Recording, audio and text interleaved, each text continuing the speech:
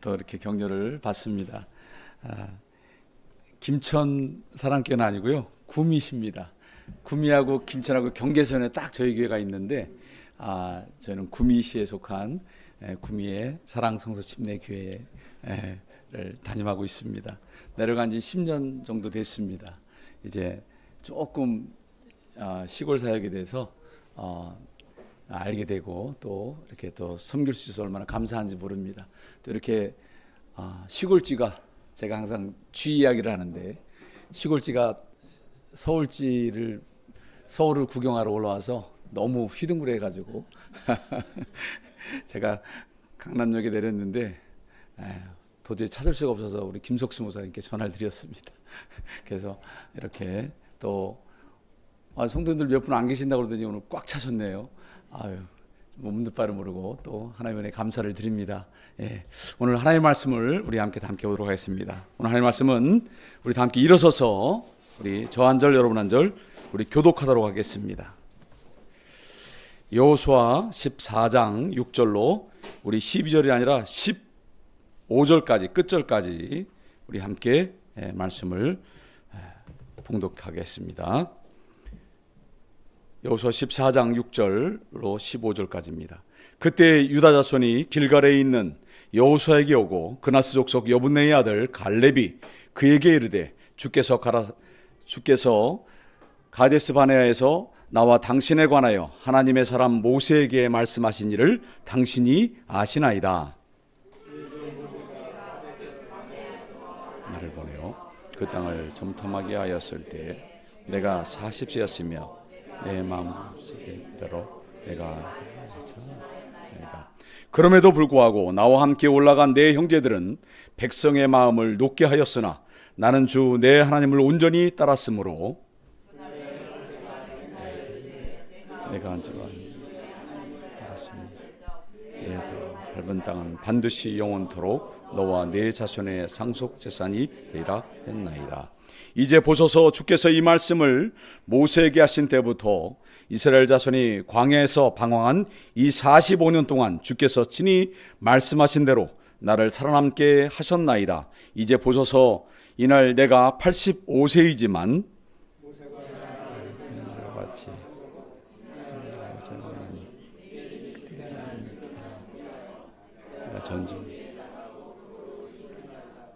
그러므로 그날 주께서 말씀하신 이 산을 지금 내게 주소서. 거기에 아낙 족속이 있으며 그 도시들이 크고 성벽으로 돌려 있음을 당신이 그날 들으셨나이다. 그러나 주께서 나와 함께 하시면 주께서 말씀하신 대로 내가 그들을 쫓아낼 수 있으리이다 하매 축복하고 그러므로 헤브론이 그나스 족속 여분네 아들 갈렙의 상속재산이 되어 이날까지 그 상태로 남아있으니 이는 그가 주 이스라엘의 하나님을 온전히 따랐기 때문이더라. 전에 헤브론의 이름은 기랏 아르바였는데 이 아르바는 아낙 족속 가운데 위대한 사람이었더라. 그 땅에 전쟁이 그치고 안식이 있더라. 아멘. 우리 착석하시겠습니다. 우리 말씀을 위해 잠시 기도합니다.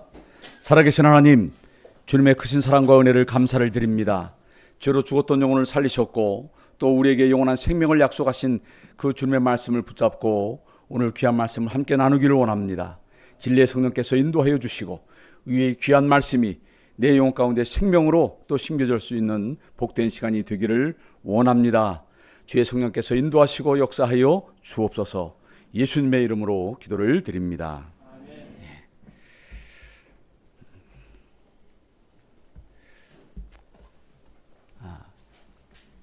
저는 지금 시골에서 사역하고 있지만은 고향은 원래 서울입니다. 주님의 은혜 가운데 각자의 사는 방향과 또 사는 거주지가 다를 뿐이지 동일한 또 이 문화를 누리고 또 우리가 그 가운데 살고 있습니다. 오늘 본문의 말씀 여호수아 14장을 제가 좀 준비하면서 갑자기 목사님께서 이 시골지를 또 서울로 불러주셔서 하나님의 은혜 가운데 또 이렇게 말씀을 전할 수 있는 기회를 주셨는데 사실 올 형편이 되지 않았습니다. 왜냐하면 시골을 이렇게 떠나게 되면 거의 저희 교회 어르신들은 거의 8, 90이십니다. 성도들이 기본 연세가 저희 교회가 75세입니다. 제가 10년 전에 갈 때는 65세였는데 10년이 지나고 나니까 많이 돌아가셨어요. 돌아가셨는데 10년 전에 뵀던 분들이 지금 이제 더 연세가 드셔서 지금 기본 연령이 75세로 늘어났습니다.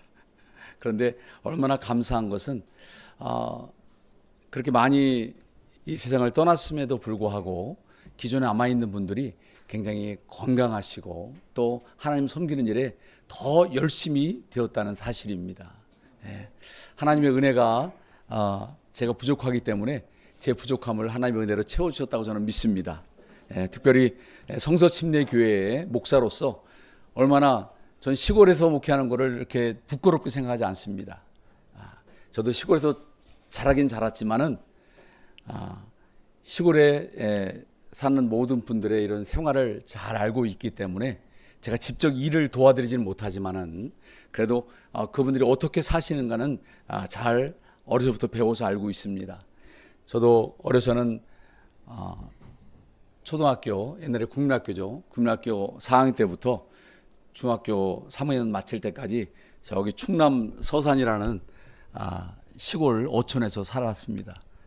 그 이후에 또 하나님을 또 이렇게 만나게 되고 또 이 귀한 사역을 감당할 수 있도록 하나님께서 베푸신 그 은혜가 크시기 때문에 오늘 말씀을 통하여 저의 삶의 간증과 또 제가 섬기고 있는 사랑교회에 어떻게 섬기고 있는지 하나님의 말씀을 통해서 함께 우리가 은혜를 나누며 오늘은 섬기는 자가 위대하다, 이 말씀을 통해서 우리가 복과 은혜를 나누기 원합니다.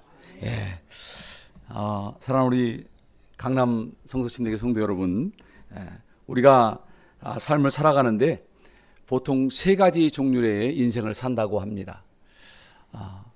첫째 그 방향은 바로 과거에 생각을 두고 과거 지향적인 사람으로 사는 사람이 있는가 하면, 이런 과거에 붙잡혀서 현재에 좀 안일하게 살아가는 그런 방법으로 살아가는 그런 사람이 있는가 하면, 두 번째는 현재 지향적인 사람, 내가 현실에 충실하고 내가 현실에 맡겨준 나의 모든 일에 최선을 다하면 나는 최고의 결실을 거둘 수 있다라는 그런 생각을 가진 사람이 있다고 합니다. 또 마지막 세 번째는 답이 나와 있죠. 미래지향적인 사람입니다. 내 현실에 안주하지 않고 나는 하나님께서 주신, 나에게 주신 이 사명을 끝까지 붙잡고 내가 살아가겠다. 아니면 나와 나의 사랑하는 가족과 나의 자녀들에게 하나님의 크신 은혜가 있음을 내가 믿고 정말 주의 말씀을 따라 순종하며 내가 미래를 바라보는 그런 설계를 하며 내가 살아가겠다라는 마음을 가진 사람이 있다고 합니다. 우리가 살아가면서 이렇게 보통 한 가지 꿈을 이루어갈 때 그 성취감이 있지 않습니까? 저도 제가 이 나이가 될 줄 몰랐습니다.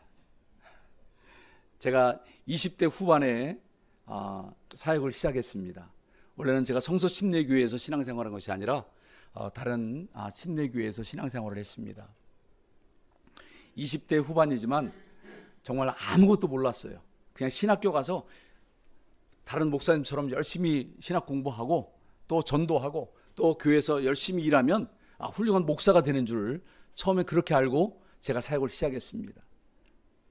30대, 40대, 50대가 되니까 이제 사역이 무엇인지 이제 조금 알게 됐고, 이제 조금 지나서 60이 되니까 이제 사역이 이러하다라는 것을 깨닫게 되었습니다. 참으로 나에게 주신, 나를 만나 주신 그 하나님, 그 하나님의 은혜가 얼마나 큰지 여러분 앞에 다시 한번 고백하게 됩니다. 제가 굉장히 건강해 보이죠? 아까 우리 형제님 말씀하신 우리 몸짱 몸짱이신 우리 형제님 계신데, 저도 대한민국 육군 중사로 전역했습니다. 그런데 저도 한 7년 군 생활을 했어요. 근데 힘들고 어려운 일이 많았죠. 그 당시는 그냥 맞아야 잠을 잘 잤습니다. 네. 전두환 노태우 시절을 제가 군생활을 했기 때문에 그때는 그냥 맞는 게 일상이었습니다. 근데 이유 없이 맞아도 반항할 수가 없었어요.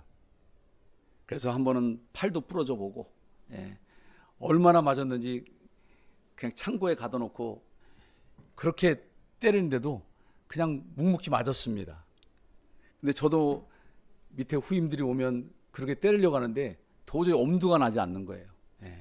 근데 제가 한 번은 하도 맞다가 저도 사람이잖아요. 그래서 한번 대들었더니 저를 때리던 그 선임하사가 산으로 도망갔습니다. 그때는 그렇게 맞아도 하나님께서 큰 상처 없이 저를 군대에서 안전하게 전역할 수 있도록 지켜주셨습니다. 근데 제가 전역을 생각하고 있을 때에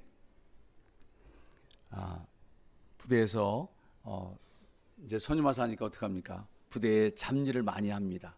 예전에는 그 석탄가루를 개서 겨울에 빼치카라고 있죠. 난방을 했습니다. 그래서 이 석탄가루를 묻혀서 모래와 섞어가지고 이 내무반을 따뜻하게 하는 그런 일을 하는데 뭐가 필요해요? 항상 이 막사를 잘 보수하고 관리하는 그 일을 합니다. 그런데 너무 오래된 막사기 때문에 예전 뭐 6.25 때 쓰던 미군 부대와 함께 쓰던 저희 부대였는데 이런 막사가 너무 허물어지니까 어떻게 다시 재개발을 하죠. 그런데 새로 짓는 겁니다. 새로 짓는데 현대식 막사가 아니라 그냥 똑같이 벽돌을 쌓고 짓는 그 일을 이 보통 하사관들이 많이 했습니다. 일을 하루 종일 아침에 출근하면 저녁 늦게까지 다시 퇴근할 때까지 일하다가 퇴근하는 그런 뭐 세상 말로 노가다꾼의 그런 일을 수년 동안 했습니다. 그래서 그날도 하루는 교회가 아니라 부대에 사병들을 데리고 이제 흙을 실어 오는 그 일을 하기 위해서 제가 선탑을 하고 차를 나갔다가 교통사고가 나게 됐습니다. 이제 저는 하나님의 은혜로 이 술을 먹질 못합니다. 체질이. 우리나라 10만 명 중에 한 명이라고 그러는데 알코올이 분해를 못해요. 제 간이. 그래서 뭐 한 잔 먹으면 그냥 바로 기절합니다. 체질이 그래서 저는 그래서 항상 우리 간부들 회식할 때는 당직을 단골로 쓰던 사람이었습니다. 그래서 다 부대 간부들은 나가서 술 먹고 다 회식하지만은 항상 외롭게 부대에 당직을 서던 그런 사람이었는데 그날도 이제 내일이면 휴가 갈 사병들을 데리고 부대로 이제 다 복귀하려고 야 얘들아 다 차에 타라 해가지고 예전에 큰 그 2와 2분의 1 톤이라는 큰 트럭이 있었는데 그 트럭이 굉장히 수십 년 된 트럭입니다. 부품을 바꿔서 이제 간신히 움직일 수 있는 그런 차량을 태우고 사병들 태우고 사역을 하다가 이제 부대 복귀해서 내일 휴가 갈 친구들 다 준비를 하려고 왔는데 이제 잠깐 차에서 졸았는데 눈을 떠보니까 국군 수도 통합병원입니다.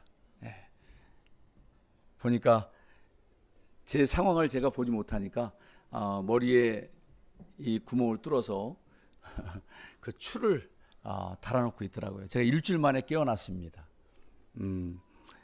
사건은 운전병이 다른 사병들과 몰래 제가 작업을 다 한 다음에 아이들이 너무 일을 열심히 한 거예요. 그래서 일찍 1시간 전에 끝났습니다. 그래서 부대 들어가면 또 일을 해야 되잖아요. 그래서 산속에서 야 1시간만 다 잠을 자거라. 그거 다 재웠습니다.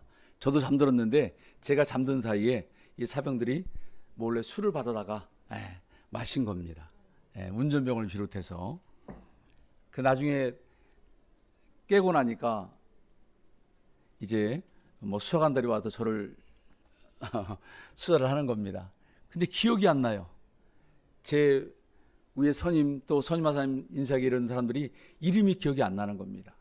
순간적인 이 기억 상실증이 와서 전신에 마비됐지만은 또 기억도 잃어버린 상태가 되었습니다. 그때가 1988년도입니다. 참 우리나라는 뭐가 있었죠? 올림픽이 있었습니다. 많은 사건들이 있었지만은 그때에 제가 전신마비로 1년 반 동안 침대에서 누워 있었습니다. 여기 의사 선생님도 계신 것 같은데 저는 그 신경외과 의사가 와서 앞으로 평생 걷지 못할 것이다라는 진단을 해버렸어요. 그러니까 20대의 팔팔한 젊은 사람이 머리에 추를 달고 누워 있는데 뭐 소망이 없잖아요. 그렇죠? 그런데 저를 위해서 기도해 주는 분이 있었습니다.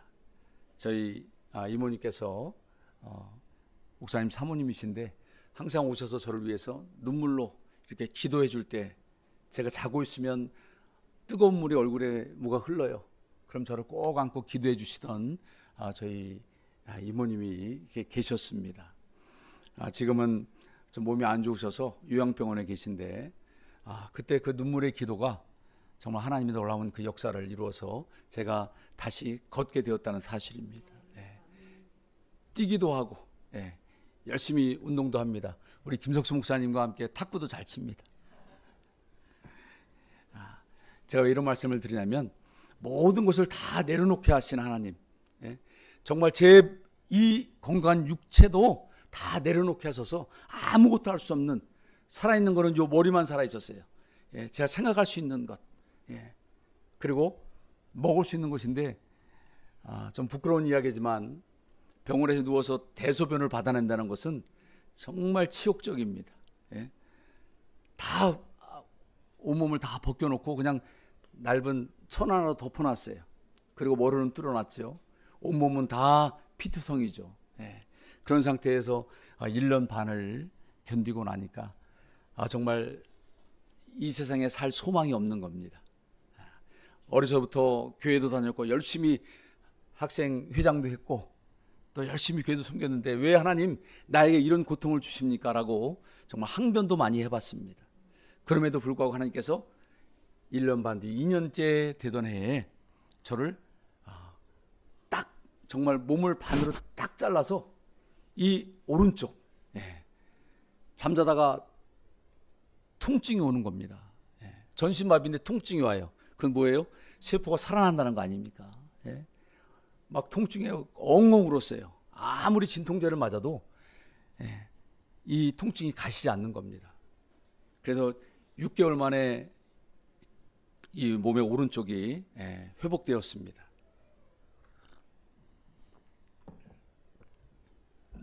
그리고 나니까 이 머리에 박혀있던 핀을 빼주더라고요. 그리고 그 다음에 6개월 후에 왼쪽이 회복되었습니다. 하나님의 은혜로 건강하게 앉게 되었고, 제가 건강해지니까 저를 진단했던 그 신경외과 그 의사가 자기 한 말이 있잖아요. 그래서 저한테 무엇을 요구했냐면, 너 수술 한번 해보자. 미국에서 온 유명한 의사가 있는데 그러니까 실험용으로 저를 수술하겠다는 거죠. 근데 저희 이모부께서 그때 목회를 하셨는데 우리나라 국방의무국에서 중령 예편하신 분입니다. 절대 수술하면 안 된다. 그냥 몸에 칼 대지 말자. 하나님의 은혜를 기다리자. 그래서 수술을 하지 않았었습니다. 근데 건강에 3년 만에 제가 걷고 뛰게 되었습니다. 제 짧은 간증이지만은 우리의 인생 가운데 내가 도저히 내 힘으로 할 수 없는 때에 하나님은 그 일을 행하십니다. 오늘 본문의 말씀으로 돌아와서 오늘 성경은 이 세 가지의 시간을 통과했던 위대한 믿음의 사람들의 이야기로 우리 말씀이 다 가득 채워져 있습니다. 우리가 극적인 두 장면을 오늘 말씀에 보기를 원하는데, 하나는 이 당시 출애굽을 이제 위해서 하나님께서 모세를 통해서 이 430년 동안 이 애굽에서 종노릇하던 이스라엘 백성들을 건져 주십니다. 그에 속한 자가 누구였어요? 바로 이 갈렙이라는 사람이었습니다. 또 다른 하나는 45년이라는 긴 광야를 묵묵히 어떻게 해요? 모세를 따라왔습니다. 그 후에 모세 이후에 유명한 지도자 여호수아가 나오죠. 여호수아와 함께 이 갈렙은 하나님께서 명하신 이 약속의 땅 가나안의 정탐꾼의 하나로 함께 참여하게 됩니다. 이 두 이야기가 우리에게 중요한 질문을 던져주고 있습니다. 하나는 과거의 실패 앞에서 어떻게 반응할 것인가, 또 하나는 끝이 보이지 않는, 갑자기 430년 동안 종로로 타다가 모세의 인도 앞에 이제 유일하게 탈출을 다가왔는데 앞에 뭐가 있죠? 홍해라는 바다, 절망의 바다가 앞에 보이고 있는 겁니다. 이때 왜 우리를 그냥 종로로 타고 거기서 잘 먹고 잘 살게 놔두지 왜 이 죽음 앞에 우리를 내모느냐라고 모세에 대해 원망했던 이스라엘 백성들, 이와 함께 했던 갈렙도 그와 함께 속해 있었습니다. 그렇지만 이렇게 불확실한 모든 상황 가운데 우리 하나님께서는 그 홍해를 갈라주셨습니다. 그리고 약속의 땅에 들어가도록 인도해 주셨습니다. 오늘 말씀을 통해서 홍해를 가르시고 현재 광야에 정말 돌아가면 한 달이면 갈 그 거리를 왜 40년 동안 이 이스라엘 백성들을 그 고난을 걷게 하셨을까? 하나님이 약속하신 땅이 바로 눈앞에 있지만 그 약속의 땅에 들어오기까지 왜 이스라엘 백성들을 이렇게 고난의 길을 걷게 하셨을까? 그것은 바로 하나님의 신실한 능력을 그들에게 깨닫게 해주기 위해서다라고 성경 기록하고 있습니다. 하나님의 은혜가 이 광야길에서 그들을 깨닫게 하는 놀라운 능력이 있었음을 말씀해 주고 있습니다. 오늘 두 개의 광야가 나오죠. 이제 갈렙이 40년 동안 그가 어떠한 이집트에서의 포로 생활, 그 험난한 그 노예 생활을 겪고 마지막 두 번째는 40년 85세에 그가 하나님의 약속의 땅 앞에 서서 마지막 이 가나안 족속을 몰아내기 위해서 하나님께서 명하신 이 부름에 앞섰던 이 갈렙을 보여주고 계십니다. 오늘 본문의 말씀의 배경을 보면 여호수아 14장은 이제 40년의 이 노예 생활 가운데 잘 살다가 잘 산 게 아니죠. 큰 고난을 당하다가 하나님이 그들의 약속의 땅에 그들을 불러내시기 위해서 마지막 광야 40년을 걷게 하십니다. 오늘 김석수 목사님께서 말씀해 주신 이 번제해 드리는 구약의 말씀을 보면 결론은 다 예수 그리스도의 그 생명에 대해서 말씀하고 있지만은 인생을 살아오는 모든 인생 가운데 우리가 하나님을 만나는 그 과정은 순탄치 않다는 겁니다. 저의 인생이 다르듯 여러분의 인생도 다 다른 것을 보게 됩니다. 그렇죠? 일생을 평탄하며 순종하며 우리가 순전하게 산 사람이 있는가 하면 어렵고 힘들게 사는 사람들이 더 많은 것을 보게 됩니다. 오늘 배경에 이 갈렙이 그러한 사람이었습니다. 85세 이제 연로한 나이가 아닙니까? 정말 증손자를 두고도 이렇게 살게 될 그 나이에 이 갈렙은 어떻게 합니까? 마지막 하나님께서 이 이스라엘 백성들을 축복하시는 이 헤브론 산지를 얻기 위해서 그가 그 전장에 다시 한번 나갈 기회를 얻게 됩니다. 어느 누구나 자신의 힘들고 어려운 일을 겪고자 하는 사람은 없을 겁니다. 오히려 쉬운 길, 더 편안한 길, 평탄한 길을 걷는 게 우리의 인생길이라 많은 사람들이 그런 생각을 갖고 살게 될 겁니다. 하나님께서는 과연 이 갈렙을 통해서 어떻게 역사하시는지 오늘 말씀을 통해서 함께 세 가지 영적인 교훈을 나누기 원합니다. 첫 번째, 한번 볼까요? 저희 교회에서는 이렇게 말씀을 띄워놓고 다 함께 읽습니다. 한번 다 함께 읽어볼까요? 자, 시작. 섬기는 자는 하나님을 향한 믿음의 태도를 바르게 합니다. 아멘. 위대한 섬긴자의 첫 번째 특징은 어떤 상황 속에서도 하나님을 향한 믿음의 태도를 바르게 세워야 한다는 겁니다. 그래야 상황이 흔들릴 때마다 그 상황을 뛰어넘는 나를 위해 일하시는 그 하나님을 만나게 됩니다. 우리는 어떤 문제 앞에 다다르면 당황하게 되어 있습니다. 그런데 그 문제를 뛰어넘는 누가 계세요? 우리 하나님이 계십니다. 제가 그 병상에서 자살하려고 약을 모아두기 시작했어요. 예. 빨리 죽고 싶었습니다. 이렇게 내가 누워서 살 바에는 빨리 목숨을 끊는 게 정말 제겐 고통이 덜해지는 그런 생각이라고 생각하고 약을 침상 밑에 모아두기 시작했습니다. 그래서 한참 모아뒀더니 엄청나게 이 진통제와 여러 가지 약들이 쌓이기 시작하더라고요. 근데 이 군대 병원은 이 시트를 자주 갈아주잖아요. 제가 시트를 못 갈겠어요. 왜냐하면 그 밑에 약을 숨겨놓으라고. 나중에 한 번에 털어먹고 그냥 빨리 끝내야겠다. 그런 생각밖에 없었습니다. 그런데 제가 잠든 사이에 이 부대에 좀 건강한 사병들이 와서 시트를 갈아주는데 저 몰래 시트를 빼다가 약이 통째로 나온 것을 발견하게 된 거죠. 근데 갑자기 간호장교가 오더니 저한테 얼마나 욕을 하든지 제가 듣다 그런 욕은 처음 들었습니다. 미친놈부터 시작해갖고 막 얼마나 이 대위인데 얼마나 걸걸한지 몰라요. 이 간호장교가 대위 정도 되면요 정말 인생을 다 산 사람 아닙니까? 막 저한테 욕을 아주 바가지로 하면서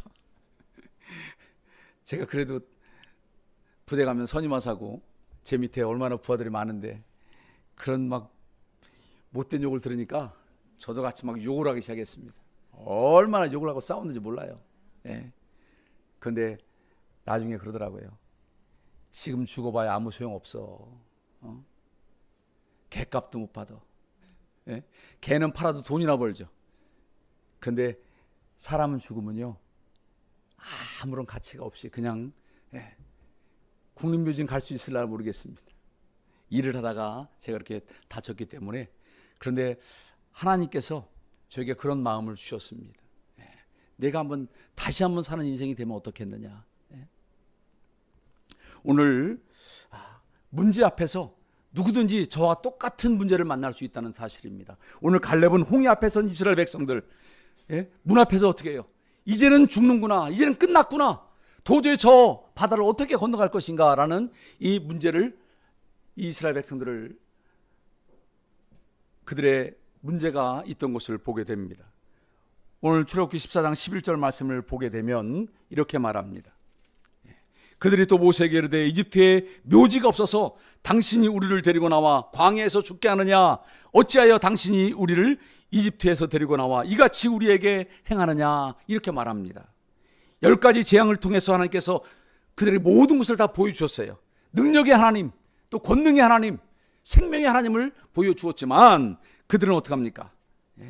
당시 문 앞에 닥친 이 문제 앞에서 자신의 죽음부터 고민하게 된 겁니다. 그러나 갈렙의 태도를 보면 그는 어떻게 말합니까? 45년 전 거인 아낙에서 선 견고한 성읍의 그 압도적인 문제를 보았지만은 그는 그 시선에 머무르지 않고 큰 장대 같은 큰 사람들, 거인과 같은 사람도 있지만은 그 큰 문제를 하나님 앞에서는 문제로 여기지 않았다는 사실입니다. 민수기 14장 9절에 보면 이렇게 말합니다. 오직 주를 거역하지 말라, 또 그 땅의 백성을 두려워하지 말라, 그들은 우리의 빵이니라 밥이니라, 이렇게 말합니다. 주께서 우리와 함께 하시느니라, 그들을 두려워하지 말라, 이렇게 담대하게 말하는 이 갈렙의 믿음이 있는 겁니다. 섬기는 자는 문제의 크기를 계산하는 사람이 아니라 하나님의 크심을 신뢰하는 사람이 되어야 합니다. 우리 성도들은 크신 분들입니다. 어떤 문제든지 그 문제를 이길 수 있는 능력을 갖고 계신 분들이에요. 우리의 연약함이 있습니다. 이러한 때에 우리는 한 가지 더 하나님의 능력을 의지하시길 바랍니다. 내가 할 수 없는 것, 내가 하지 못하는 것, 우리 하나님이 하십니다.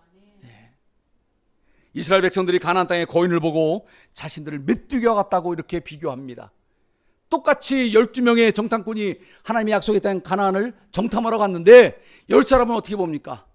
우리는 메뚜기 같은 존재라 도저히 그 땅을 정복할 수 없습니다 라고 말할 때 여호수아 갈렙은 어떻게 얘기합니까? 아니다, 저들은 우리의 밥이라, 우리의 빵이라, 하나님께서 함께 하시면 모든 것을 다 이길 수 있다라고 그들의 믿음을 보여주고 있는 겁니다. 자신들의 연약함, 초라함에 집중했던 이 10사람은 어떡합니까? 결국은 그 약속의 땅에 들어가지 못하게 되는 것을 보게 됩니다. 40년의 광야생활 어땠어요? 하나님께서 왜 그들을 40년 동안 그 광야길을 걷게 하셨습니까? 능력의 하나님을 만나게 하려고 그들을 광야에 걷게 하신 거예요. 그들은 광야길을 들어서자마자 어떡합니까? 하나님께 감사했을까요? 그 홍해의 문제를 해결해 주신 하나님 감사해야 옳은 겁니다. 그렇지만 그들은 어떻게 했어요? 첫 번째 불평하기 시작했습니다. 원망하기 시작했어요. 예?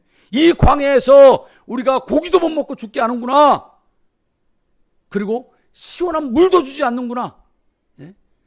그러나 하나님께서는 어떤 하나님이셨습니까? 그들의 의복이, 그들의 신발이 40년 동안 헤어졌다고 나옵니까? 아니요. 헤어지지도 않고 똑같은 닳지도 않고 또 쓰러지도 않는 그런 맑은 옷을 하나님께서는 40년 동안 그대로 입혀주셨습니다. 예? 과학적으로 증명이 되지 않죠. 여러분, 우리 옷을 입으면 하루만 입으면 땀 냄새가 납니다. 그들은 40년 동안 입었지만 땀 냄새도 또 거기에 헤어지지도 않고 신발이 낡아지도 않았습니다. 어떤 능력으로요? 하나님께서 하셨습니다. 예, 그렇죠. 그들의 광야길을 걷습니다. 걸을 때 어떻게 해요? 얼마나 뜨겁습니까? 그렇죠. 제가 사는 곳에 보통 36도입니다. 예. 제가 교회 2층에 사무실이 있는데 38도입니다. 에어컨을 벽걸이를 걸어놓고 1시간을 틀어야 2도가 떨어져요. 그래서 선풍기를 막 틀어놓고 더운 바람을 막 내보내는데도 그렇게 덥습니다. 한 2시간 틀어야 이제 온도가 30도로 떨어집니다. 예. 이 교회와 이 지붕이 좀 낮아가지고 좀 건축할 때 좀 잘못 지은 건물이라 굉장히 여름엔 덥고 겨울에는 또 엄청 춥습니다. 그러니까 하나님의 은혜죠. 더 건강하게 하시려고 저를. 근데 감사합니다. 다른 시골 교회에 그렇게 넓은 목양실이 없습니다. 우리 강남교회 목양실을 보니까 우리 부목사님과 전도사님 자리라고 우리 담임목사님 말씀해 주시는데 저는 여기에 한 10배는 되는 것 같아요. 감사합니다. 그렇죠. 우리가 얻은 문제를 앞에 두게 되면 먼저 당황부터 하고 또 두려움이 섞이기도 하고 내가 어떻게 내 힘으로 극복할까 고민하게 됩니다. 그러나 갈렙은 달랐습니다. 자신의 능력이 아닌 하나님의 능력을 의지했기 때문에 그가 85세가 된 그 노인임에도 불구하고 어떡합니까? 저 험난한 산지에 내가 가겠습니다. 아무도 나서지 않았어요. 누가 저 안악자 손을 칠 것이냐 손들어봐라 하였을 때 아무도 눈치만 보고 있었습니다. 이때에 여호수아 앞에 당당히 외칩니다. 누가요? 이 갈렙이 내가 나이가 85세이지만은 저 헤브론 산지를 내게 주시옵소서. 내가 정복하겠나이다. 어떻게 해요? 하나님의 능력을 의지했기 때문입니다. 만일 주께서 나와 함께 하시면 여호수아 14장 12절에 이렇게 말합니다. 만일 주께서 나와 함께 하시면 내가 주께서 말씀하신 대로 그들을 쫓아내리이다. 이렇게 말합니다. 그렇죠? 조건이 있죠. 주님이 나와 함께 하시면. 우리의 믿음으로 섬기는 우리 강남성서 침례교회 성도 여러분, 여러분이 섬기고자 하시면 모든 것은 다 하나님이 하십니다. 여러분이 그 문제를 끌고 고민할 것 없어요. 하나님께서 능히 여러분에게 능력을 주시고 이 일을 감당하실 수 있는 그 길을 열어주십니다. 그래서 복음은 어떻게 돼요? 우리의 시선을 바꾸게 합니다. 우리가 어떤 문제 앞에 갈렙 같은 이 믿음의 태도를 가질 수 있습니까? 그것은 십자가의 복음의 능력이 우리에게 있음을 우리가 인정하고 그 복음을 붙잡고 세상으로부터 하나님과 그의 아들 예수 그리스도께 우리가 참 그 큰 은혜로 구원받은 그 은혜에 감사하면 이 모든 문제를 해결받을 수 있다고 약속하고 있는 겁니다. 하나님을 섬기는 자는 곧 반대로 말해서 구원받은 성도는 이 믿음의 태도를 바르게 하는 것이 중요하다라고 말씀하고 있는 겁니다. 빌립보서 4장 13절에 사도 바울은 이렇게 말합니다. 나를 강하게 하시는 그리스도를 통해 내가 모든 것을 할 수 있느니라. 아멘. 그렇죠. 나를 강하게 하시는 하나님, 문제 앞에서 주눅들지 않고 우리가 그 문제를 꼭 고민하지 않고 나를 강하게 하시는 하나님 앞에 귀하게 쓰임받는 또 하나님을 섬기는 우리 귀한 성도들 되시기를 바랍니다. 두 번째, 섬기는 자는 한번 볼까요? 네, 다 함께 읽겠습니다. 시작.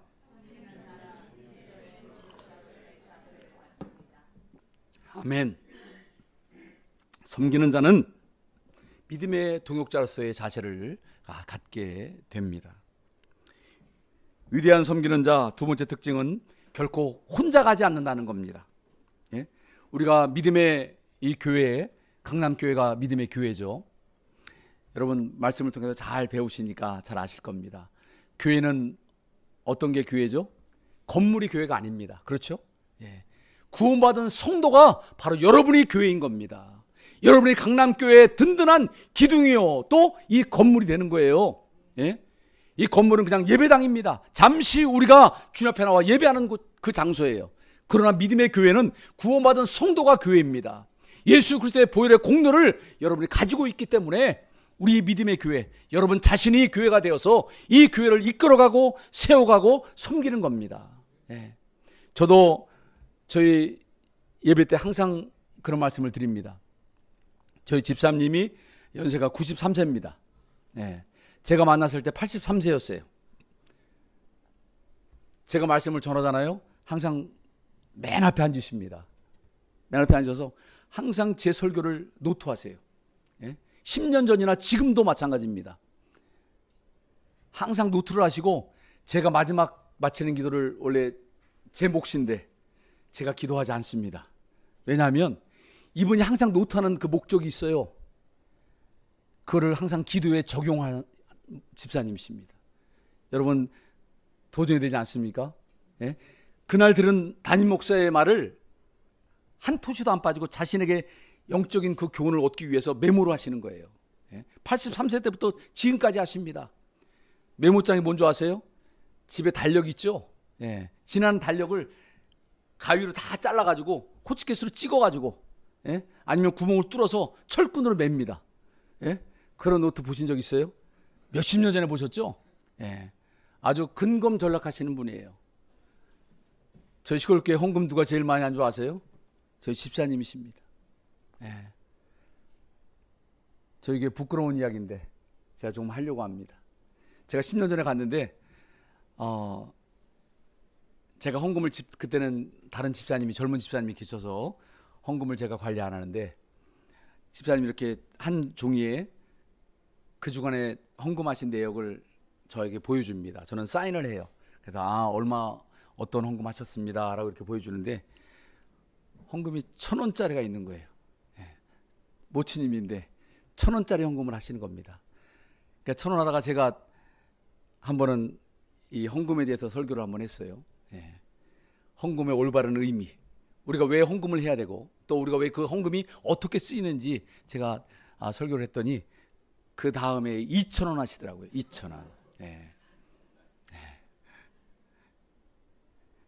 지금은 10,000원 하십니다. 예. 10년 되니까 몇 배로 늘었어요? 10배나 늘었어요. 예. 그래도 감사한 것은, 예? 믿음이 조금씩 자라는 것을 보게 됩니다. 제 집사님 자랑하는 것은 무엇이냐면 말씀을 항상 기록하고 그 말씀을 되새기는 겁니다. 그래서 마칠 때에 제가 집사님께 기도를 부탁하는 것은 집사님이 제가 전한 말씀을 붙잡고 기도를 하는 거예요. 하나님, 오늘 우리에게 주신 섬기는 자의 자세에 대해서 배웠는데 우리 이렇게 섬기기 원합니다. 하나님의 뜻대로 섬기며 그 섬김의 자세를 얻기 원합니다. 그렇게 기도하는데 감동이 안 돼요? 목사인 저도 감동이 되는데. 예? 그래서 성도로서의 그 자세를 아주 현실적으로 다 보여드리는 거예요. 많은 분들께. 저희 집사님은 저희 교회가 내년에 56주년입니다. 네, 56주년인데 이분이 55년 동안 저희 교회를 지켜오신 분이에요. 청년 때부터. 네, 지금 살아계신 신자산 목사님께서 처음에 마을 어귀에서 이 예배당 지을 곳이 없어서 텃밭에다가 천막을 치고 교회를 시작했습니다. 55년 전에 1970년도에 처음 교회를 선교사님과 이렇게 행당동 교회에 이정보 목사님, 예전에 계시던 그 원로 목사님과 함께 교회를 밭에서 천막을 놓고 개척을 하셔서 지금의 우리 사랑성서 침례교회가 이제 56주년, 내년에 56주년입니다. 그 55년 동안 정말 좌로나 우로나 치우치지 않고 오직 이 교회를 섬겨오고 지켜온 분이 바로 이 집사님이십니다. 그래서 제가 항상 믿음의 본이 되는 우리 집사님을 보고 제가 더 열심히 하려고 노력하고 있습니다. 우리 강남교회 성도들 마찬가지입니다. 내 옆에 있는 분들이 소중한 분이에요. 얼마나 소중할까요? 잘 모르시겠죠. 정말 내 옆에 계신 분들이 이 강남교회의 정말 기둥들입니다. 그래서 서로 격려하고 위로해 주셔야 돼요. 힘들고 어려울 때 기도해 주셔야 합니다. 누가요? 내 성도가, 내 형제가 아픈데 기도 안 하는 사람이 어디 있어요? 내 자녀가 아파도 기도하는데 내 사랑하는 성도가 마음이 아프고 힘들고 괴로운 일이 있으면 서로 위로해 주고 격려해 줄 수 있는 그분들이 바로 섬기는 자입니다. 우리는 경쟁자로서 내 성도를 바라볼 것이 아니라 어떤 자로요? 함께 동역하는 동역자로서 우리는 성도를 바라보아야 합니다. 갈렙은 특별히 이 자격지심이 아주 굉장히 강했던 사람으로 저는 이 인물 연구에서 한번 본 적이 있습니다. 왜요? 여호수아가 어떻습니까? 모세를 이어서 지도자가 되었어요. 자신도 충분히 지도자의 자격이 있습니다. 그럼에도 불구하고 갈렙은 어떻게 합니까? 이 모세의 말에 절대 순종했어요. 상하 관계가 아니라 함께 동역자로서 그가 맡겨진 그 일을 감당합니다.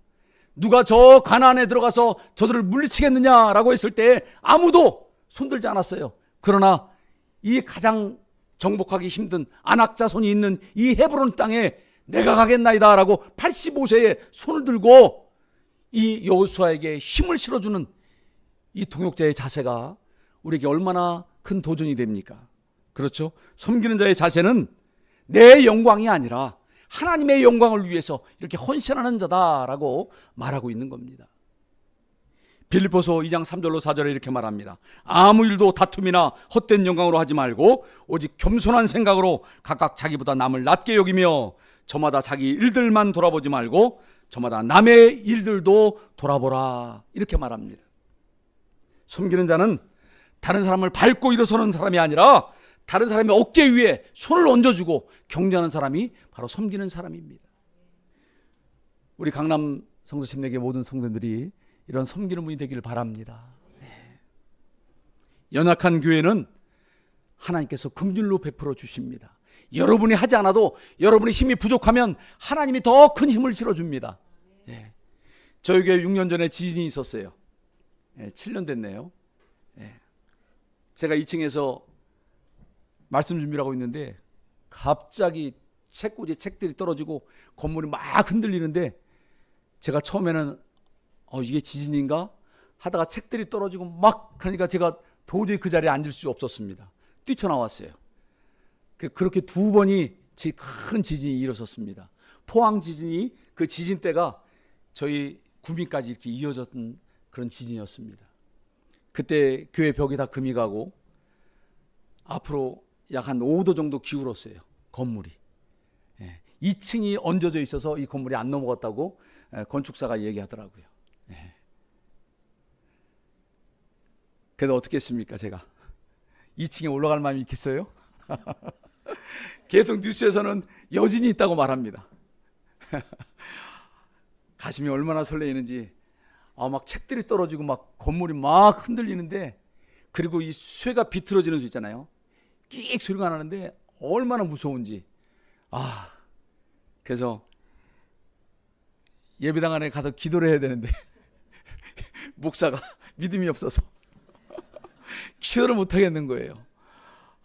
사택도 옆에 붙어 있습니다. 이렇게 교회 예배당 바로 옆에 사택이 있는데 한 30년 전에 지은 건물이라 아주 그냥 조잡하게 지었습니다.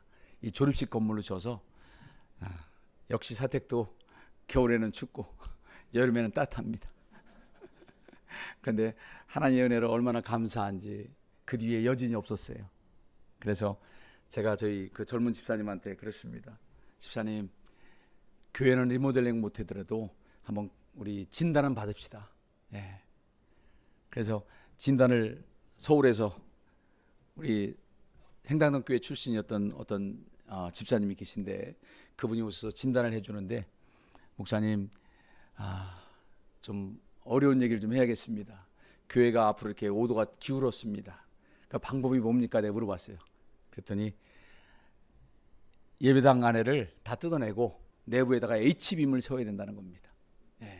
H빔을 세워서 앞뒤에 이렇게 앞뒤로 크게 세우고 X자로 해서 이 건물을 좀 잡아주는 게 좋을 것 같습니다. 그나마 기둥이 튼튼하게 세워져서 교회가 무너지지 않았습니다. 라고 말하는 겁니다. 그래서 제가 1년 동안 사실 교회 돈이 없었어요. 교회 제가 10년 전에 내려가 보니까 정말 시골 교회더라고요. 1,000원의 헌금에 무슨 교회가 무한한 돈이 있겠습니까? 그래도 하나님의 은혜 가운데 1년 동안 열심히 하나님의 은혜로 교회를 재건축했습니다. 1년 되니까 사람을 쓰지 못해서 제가 열심히 노가다를 뛰었어요. 그래서 지금 아주 아름다운 예배당을 지금 꾸며놨습니다. 다 모두 하나님의 은혜입니다. 그래서 우리 이대평 목사님 모시고 예배 드리는데 얼마나 감사한지. 다른 분들 오면요, 어이구 겉하고 속이 완전 다르네. 목사님 그렇죠? 겉은 다 옛날 벽돌인데 안에 들어가면 그래도 아름답게 정말 하나님께서 이렇게 만들어 주셨습니다. 얼마나 감사한지 모릅니다. 그 건축하던 집사님이 중간에 작업을 멈췄어요. 6개월 하시다가 돈이 없다는 거예요. 저도 돈이 없어요. 집사님 어떡할까요? 그냥 기도해야죠 뭐. 기도하기 시작했습니다. 근데 그 집사님께서 이 공사비의 3분의 1을 헌신하셨습니다. 자신도 어려운데 그래서 교회가 리모델링을 마쳤습니다. 그러니까 얼마나 돕는 손길을 통해서 무너져가는 교회를 다시 세우고 또 저에게 이 사역할 수 있는 힘을 실어 주셨습니다.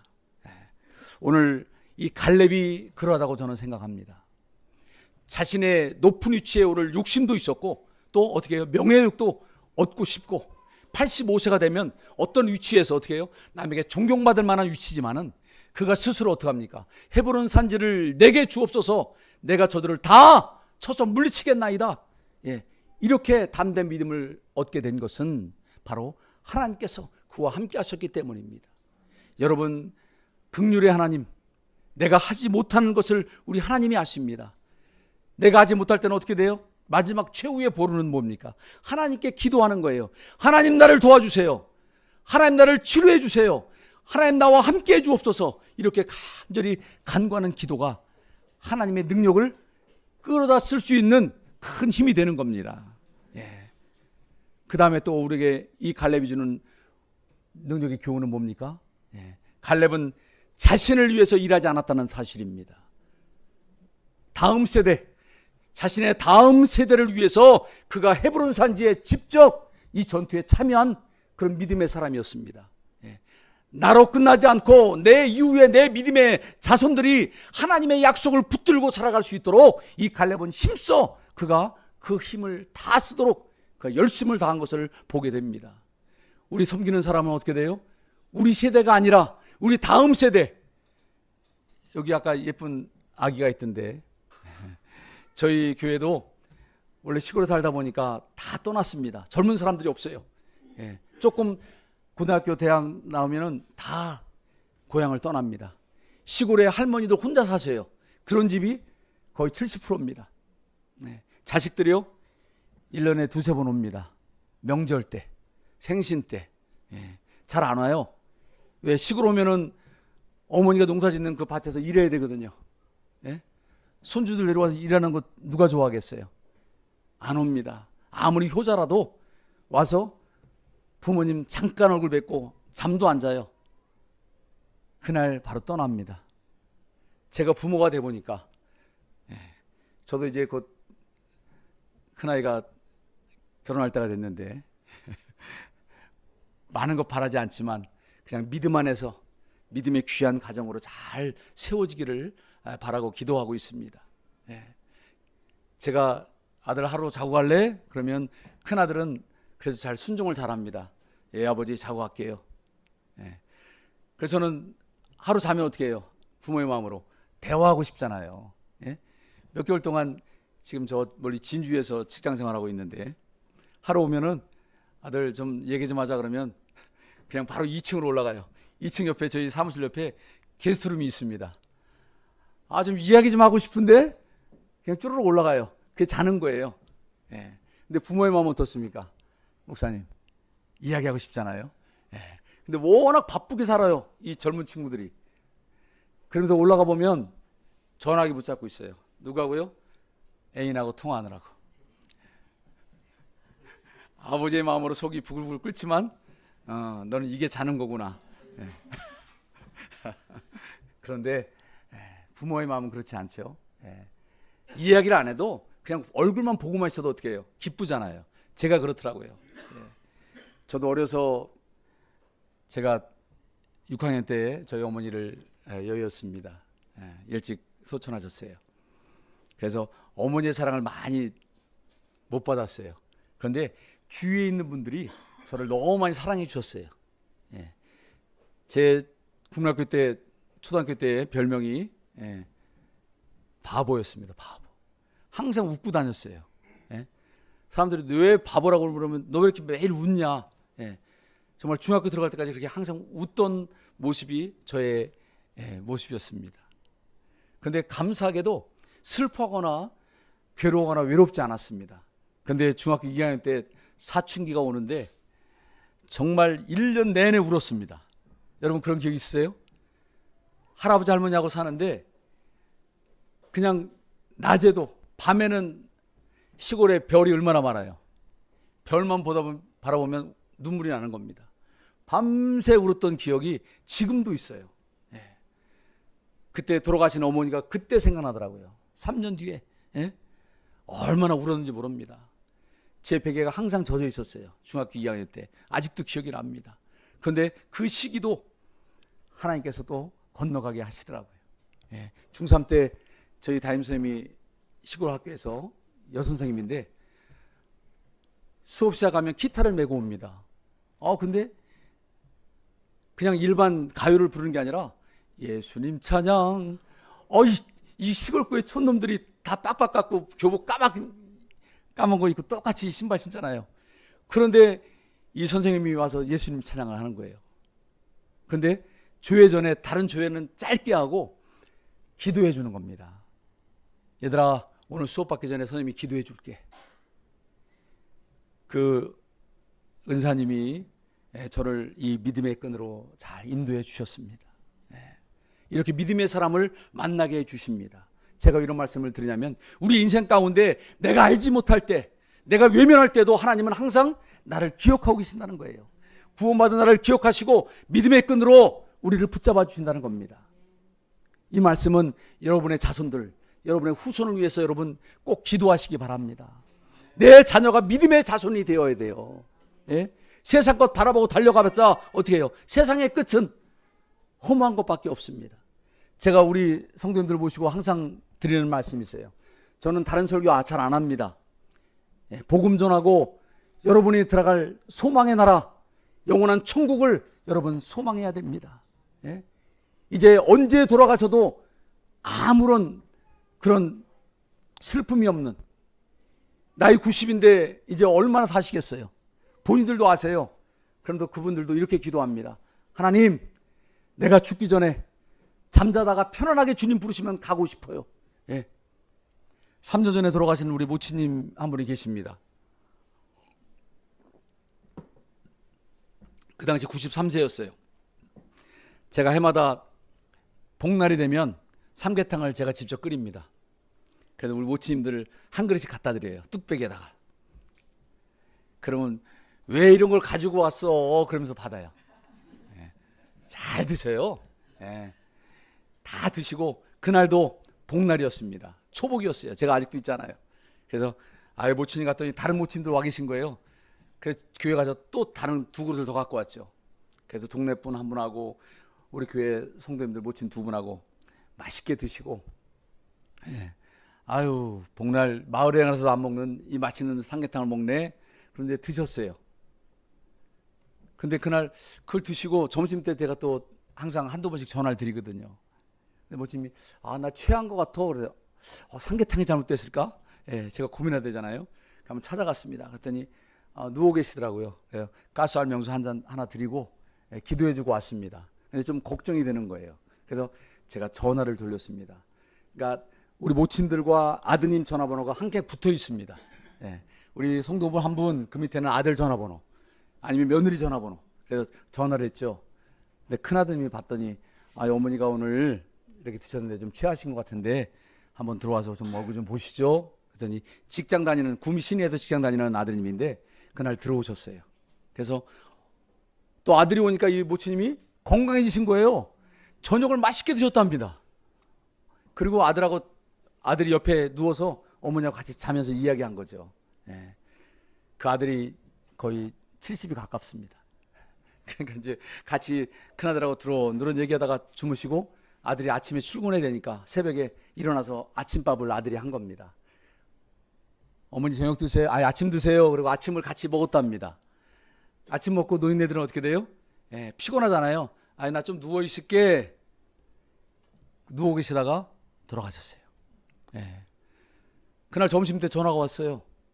이웃 아주머니가 마실 갔다가 그 집에 가보니까 두드려도 안 일어나서 보니까 이분이 주무시고 계신 거예요. 흔들어 보니까 그냥 돌아가셨어요. 예. 근데 얼마나 감사한지 모릅니다. 그 전주에 그 딸이 와서 어머니하고 찬양을 불렀습니다. 근데 그때 이 딸이 찬양을 하면서 엄마의 목소리를 녹음했어요. 제가 들려드리고 싶은데 오늘 말씀이 길어서. 그런데 93세인데 얼마나 또랑또랑 하시는지 몰라요. 예. 근데 그분이 저한테 말씀하셨거든요. 목사님, 나 3년만 더 살고 싶어. 욕심도 많지. 93세인데 3년만 더 살면 96세까지 사시겠다는 거 아니에요? 그런데도 그래요. 뭐 지금까지 건강히 사셨는데 건강하실 겁니다. 그런데 그렇게 주무시다가 돌아가신 걸 보이고 다른 성도님들이 나도 저렇게 정말 이 세상 떠나고 싶어요 라고 한 기도 제목이 되었습니다. 그래서 지금도 우리 모친님들 거의 90 넘으신 분도 있고 90 가까이 되신 분도 있습니다. 그런데 항상 믿음의 소원은 무엇인가 하면 정말 잠자다가 편안하게 고통 없이 요양원에서 그렇게 힘들고 어렵게 병치레다 돌아가시는 것이 아니라 그냥 내 자다가 편안하게 주님 내 영혼을 거두어 주옵소서라고 하는 그런 소망이 있습니다. 우리의 소망은 뭐예요? 우리도 그렇게 가면 얼마나 좋겠습니까? 그런데 우리 믿음의 자손들에게 무엇을? 믿음을 남겨주는 우리 귀한 성도들 되시길 바랍니다. 저도 그 한 가지 소원으로 살고 있습니다. 우리 내 믿음을 본받아서 내 후대가 정말 나와 똑같은 믿음을 가지고 이 믿음을 지켜가는 하나님의 복된 믿음의 귀한 자손들이 되기를 여러분 기도하시기 바랍니다. 마지막 세 번째입니다. 섬기는 자는, 함께 읽을까요? 시작. 섬기는 자는 하나님의 약속을 끝까지 믿고 순종합니다. 아멘. 섬기는 자의 마지막 특징이 뭡니까? 우리의 삶이 언제나 미래를 향해 열려 있다는 겁니다. 그냥 지금 현실에 족한 것도 좋겠지만은 앞으로 내게 다가올 그 미래, 우리 아까 형제님 기도하실 때 그 기도의 말씀에 제가 감동이 됐어요. 슬기로운 5 처녀에 대해서 어떻게 저런 기도를 하실 수 있을까? 제게 기도하면서도 도전이 되었습니다. 그렇죠? 슬기로운 처녀는 이 땅에 다시 오실 예수님, 그 예수님이 오시겠다고 약속하신 그 예수님의 말씀을 붙잡고 사는 사람들 아닙니까? 그렇죠? 얼마나 감사합니까? 영원한 날의 그 소망을 우리가 두고 산다면 하나님께서는 우리에게 그 약속을 허락해 주셨다는 이 말씀이 우리에게 큰 기쁨이 되는 겁니다. 과거의 은혜에 머무르거나 현재에 우리가 만족하지 않고 하나님의 약속을 끝까지 붙들고 살며 믿음으로 순종하는 사람은 이 미래를 이미 극복한 사람들입니다. 두려워하지 마십시오. 갈렙은 어떻습니까? 이 광야 45년 동안 그가 철저하게 하나님 말씀에 순종한 것을 보게 됩니다. 자신의 친구들, 동료들, 모든 사람들은 이 광야에서 어떻게 해요? 다 죽었어요. 하물며 모세도 약속의 땅을 바라보고 들어가지 못했습니다. 왜요? 하나님의 그 약속을 지키지 못했기 때문이에요. 그러나 우리에게 준 이 하나님의 약속의 말씀은 변하지 않는 소망의 나라에 들어갈 수 있는 자격을 우리에게 허락해 주셨습니다. 왜 구원받은 성도죠? 하나님의 약속이 우리의 심령 가운데 있기 때문입니다. 내 안에 계신 성령께서 약속의 보증이 되사 우리가 하나님의 거룩한 자녀로 살아가는데 부족함이 없도록 우리를 그 약속 가운데로 이끄시기 때문입니다. 저와 여러분은 구원받았죠? 아직 구원받지 못한 분 계십니까? 이 말씀이 끝나면 우리 꼭 목사님을 만나시기 바랍니다. 내 구원받은 하나님의 약속이 나와 나의 미래를 어떻게 보장하시는지 우리에게 약속하고 있기 때문입니다.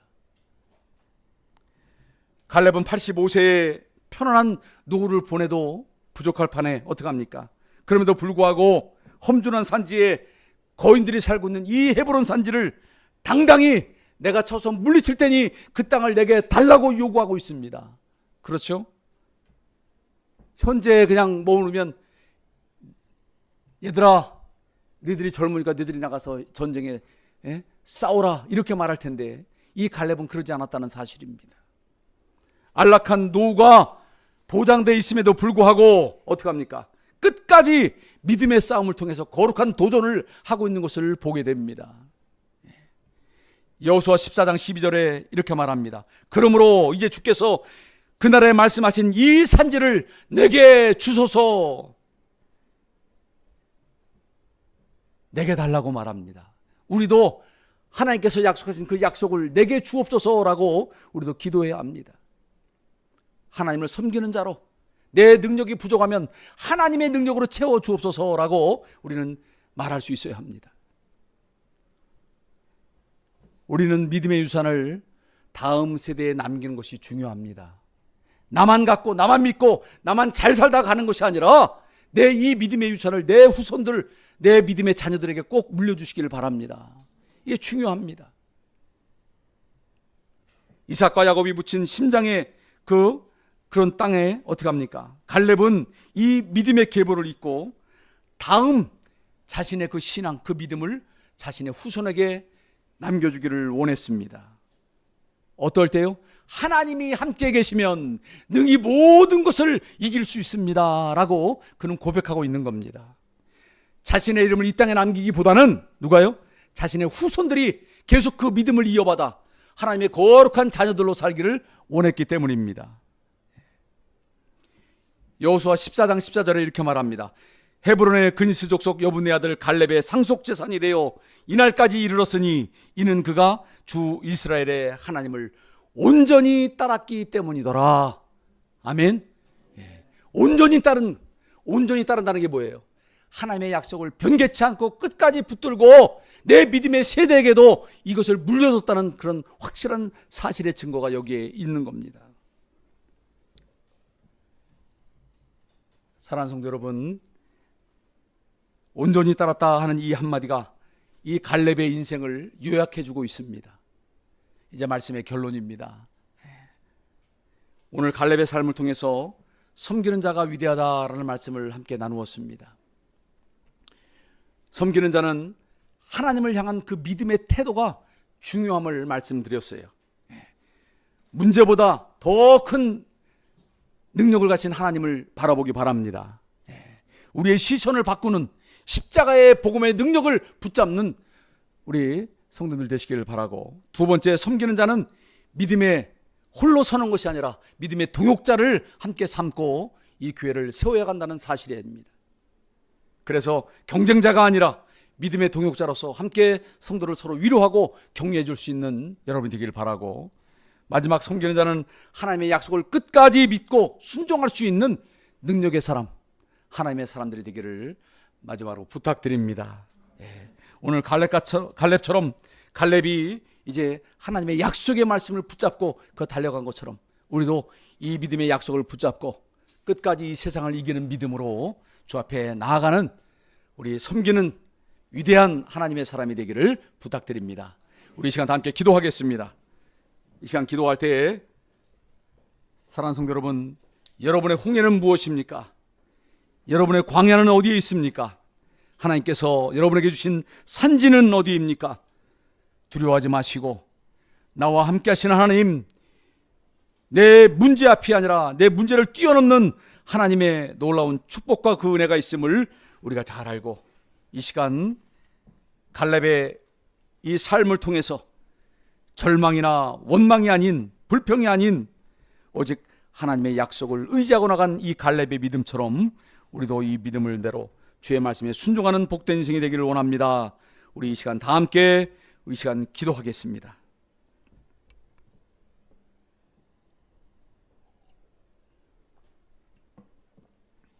우리 반주를 좀 해주시면 다 함께 기도하기 원합니다.